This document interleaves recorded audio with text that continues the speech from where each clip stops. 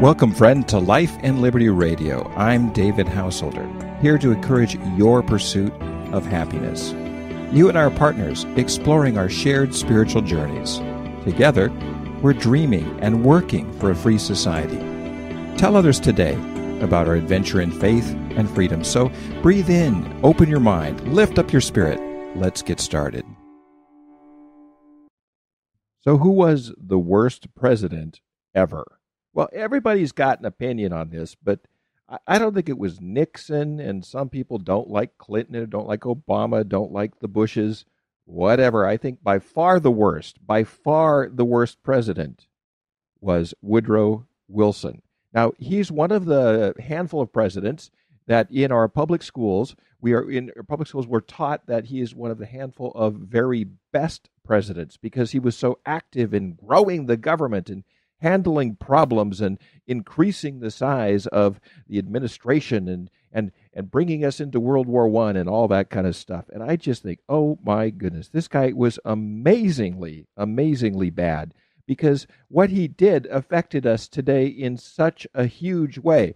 Every time you pay your taxes, you can thank Woodrow Wilson. The 16th Amendment was passed during his first term, and the 16th Amendment says that the government of the United States has a right to take a part of the money you earn without asking.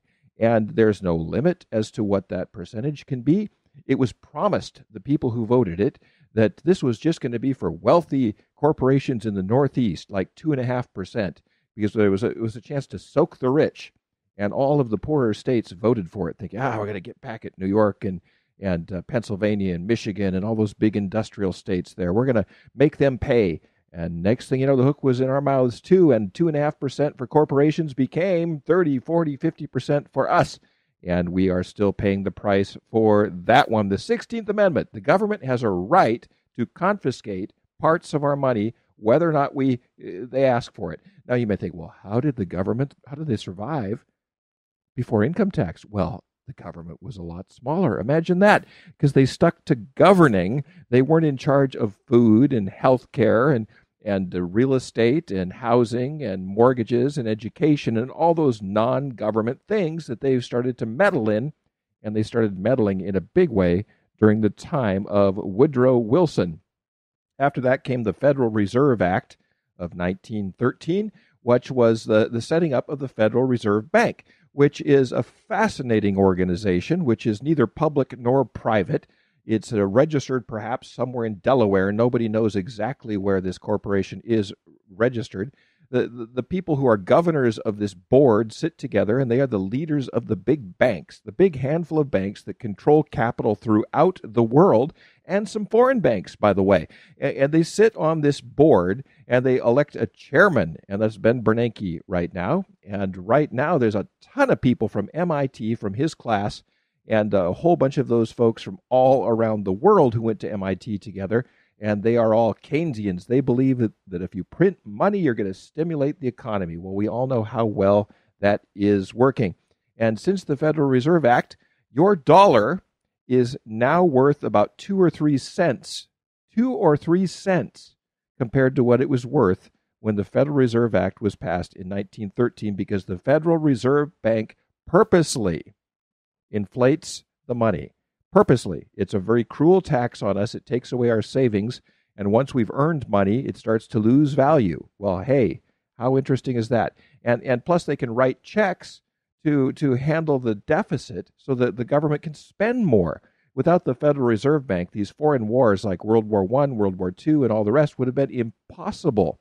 You need to be able to print money to do that. Before that, we basically stayed at home. And we minded our own business, and we didn't get all interventionist on everyone. And hey, we weren't the kind of folks who just were isolationists. We were trading with the whole world. We just didn't get involved in their wars, as Washington and Jefferson warned us not to do. The Harrison Act of 1914.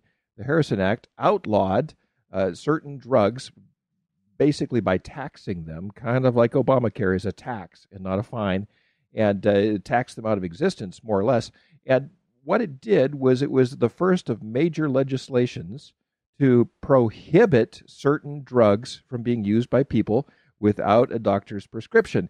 Now, what it effectively did is it gave the medical establishment a monopoly on medical care, and we really don't have any competition out there from other forms of medicine. Medicine from Asia, medicine from China, India, those kind of places, natural medicine, herbal medicine from Germany, the kinds of things people need to be able to try in a free market. But the Harrison Act started this long-term war on drugs, which has resulted in 60% of our incarcerations have to do with the war on drugs.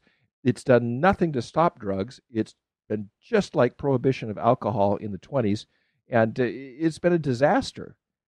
Most of our crime has to do with drugs, and if the drugs were legal, as they were earlier, then we would treat it as an addiction problem when it became a problem and not a crime. In fact, in the 1890s, if you get a Sears catalog, you could get a syringe and cocaine for $1.50, and I'm not making that up. The Clayton Antitrust Act was the next one in 1914, and it brought about the Federal Trade Commission, and they were the trust busters, the people who keep monopolies from happening. Well, the truth is, you can't have a monopoly in the United States without government backing. That's how you get to be a monopoly. Boeing has a monopoly here in the United States on building big airliners. Well, why is that? Because Boeing has huge government contracts, and nobody can compete with them. General Motors and Ford are becoming really the only two car makers in the United States. A little bit of Chrysler, and that's because the government has bailed out General Motors, which makes it impossible for other groups to compete with them. How can you compete with a multi-billion-dollar bailout? You can't. You're playing catch up, and most all monopolies are caused by government cronyism. Exclusive rights to a certain power company or phone company or whatever company it happens to be, that's what creates monopolies. Our current public school system is a monopoly. Sure, you can start a private school, but $10,000 of tax money is given to every kid, and the private schools are starting with a $10,000 handicap. There's no way they can make that up. It's not fair. There's a coerced monopoly going on here, and it's given complete unfair trading practices. So what happens here is that through the Clayton Antitrust Act, the FTC, the Federal Trade Commission, is in charge of making sure there's no monopolies. But the truth is, the best thing to fight monopolies is a totally free market without government cronyism. No government cronyism, then you'd have a free market, and there's no way anybody could stay on top for long because competition would be unfettered. Even Apple wouldn't be able to stay on top for long. And they probably won't, because there's all these new companies and technologies coming up right now.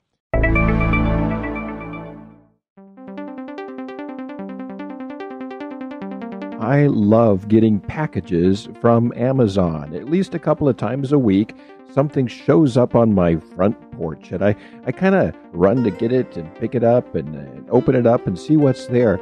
You see, Amazon is a great way to shop because you can pick exactly what you want, exactly what price, used or new, whatever. It's the free market in action. So if you like to shop through Amazon, as I do, please go to my website, davidhouseholder.com, and do all of your Amazon shopping through that website. How do you do that? Go to the website. At the top, there's an Amazon banner. You click on there, and every time you buy something from Amazon, it sends revenue, finances to my website so I can continue this podcast and continue to grow it so we can spread the message of life and liberty, faith and freedom. Thanks for doing that. Take care.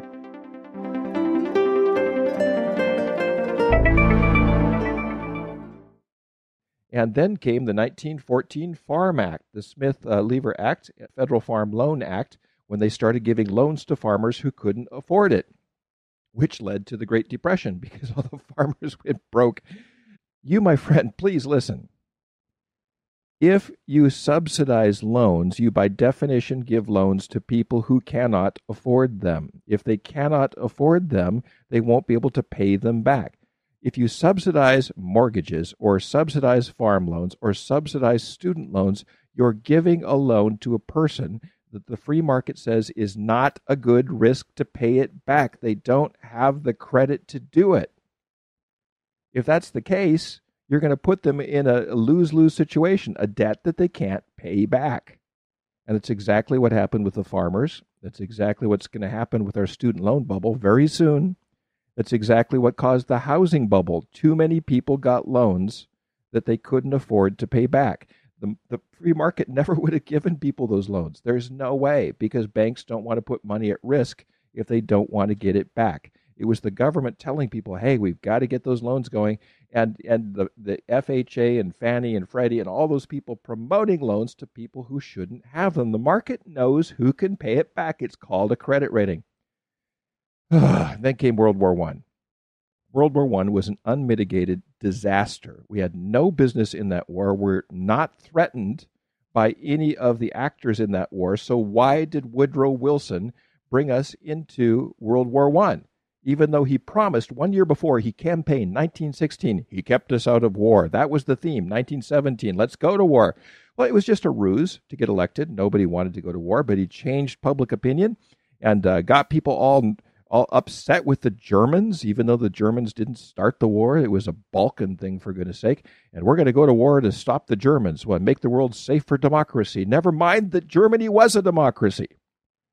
So off we went to fight this war over there. And we sent literally millions of men across the ocean for a very short period of time, less than 2 years. We lost tens of thousands, scores of thousands of troops to death and casualties. And for what? Well, Woodrow Wilson said, if we don't get over there, and if we don't take part in the war at the end, we won't be able to help shape the new world order afterwards. We won't have a seat at the table. So for a seat at the table, he decided that we were going to go to war and we're going to pay for it with American lives. It's just amazing how anybody thought that was a good idea at all. And then he instituted the draft. Now, we had a draft during the Civil War, and that was technically legal. But at the end of the war, we passed the 13th Amendment, which outlaws involuntary servitude, telling people they have to go and work or do something. Well, a draft is involuntary servitude, and did it anyways, which was totally unconstitutional in 1917 because not enough people wanted to go to war, so he thought he would force them to go to war. And they went to war by the hundreds and hundreds and hundreds of thousands because Wilson said so, because he wanted a seat at that table. And he put together the Federal Fuel Commission and started to control the railroads and the fuel and everything else. They instituted daylight savings time. You can thank Wilson for that. Nobody's ever figured out why that has to happen. Well, it's for the farmers. Farmers can get up whenever they want. It's absurd. And then he put together the Food Administration under Herbert Hoover. And everybody thinks, Herbert Hoover caused the Depression because he was a free market guy. No, he wasn't. He was part of the Food Administration for Wilson. He was basically a socialist, and he's the one who started the Hoover Dam project, for goodness sake. And it's the kind of spending that he got going. He doubled government spending, by the way. He tried to help recover from some of Wilson's stuff by making stuff happen, and he made it worse by too much intervention. And then the dessert at the very top of the whole thing, the cherry at the top of the whipped cream, is the League of Nations.